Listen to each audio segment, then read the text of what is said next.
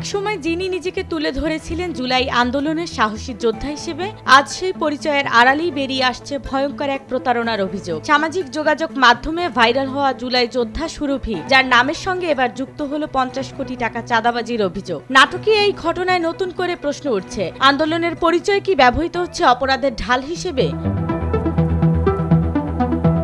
Blackmail, মামলা বাণিজ্য ও প্রতারণার মাধ্যমে কোটি কোটি টাকা হাতিয়ে নেওয়ার অভিযোগে আলোচিত তাহরিমা জান্নাত সুরভিকে গ্রেফতার করেছে পুলিশ। বুধবার 24 ডিসেম্বর মধ্যরাতে গাজীপুরের টঙ্গীর বাসা থেকে তাকে গ্রেফতার করা হয়। আইনশৃঙ্খলা বাহিনী বলছে এটি একটি সংঘবদ্ধ প্রতারণা চক্র, যার মূল নেতৃত্বে ছিলেন সুরভি নিজেই।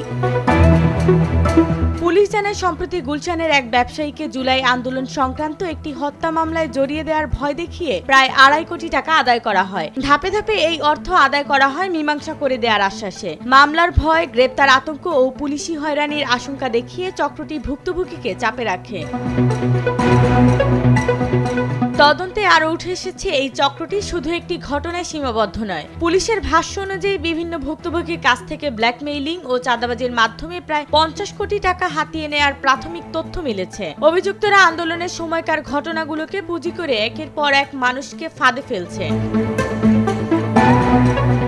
প্রতারণার মূল হোতা তাহরিমা জান্নাত সুরভি গাজীপুরের ভাওয়াল বদরে আলম সরকারি কলেজের শিক্ষার্থী। সামাজিক যোগাযোগ মাধ্যমে ভাইরাল ভিডিও, বিতর্কিত বক্তব্য ও টার্গেট করা লাইভের মাধ্যমে তিনি পরিচিত মুখ হয়ে ওঠেন। অভিযোগ রয়েছে, এই ভাইরাল পরিচিতিকেই তিনি ব্যবহার করতেন প্রভাবশালী মহলের সঙ্গে যোগাযোগ তৈরিতে। পরে সেই যোগাযোগ ও আন্দোলনের পরিচয়কে ঢাল বানিয়ে ভয় দেখানো, মামলা দেওয়ার হুমকি এবং সমাধান করে দেওয়ার নামে অর্থ আদায়ের অভিযোগ উঠেছে। তদন্তকারীরা বলছেন, এটি শুধু ব্যক্তিগত প্রতারণা নয়, বরং পরিকল্পিতভাবে পরিচালিত একটি অপরাধ চক্রের অংশ।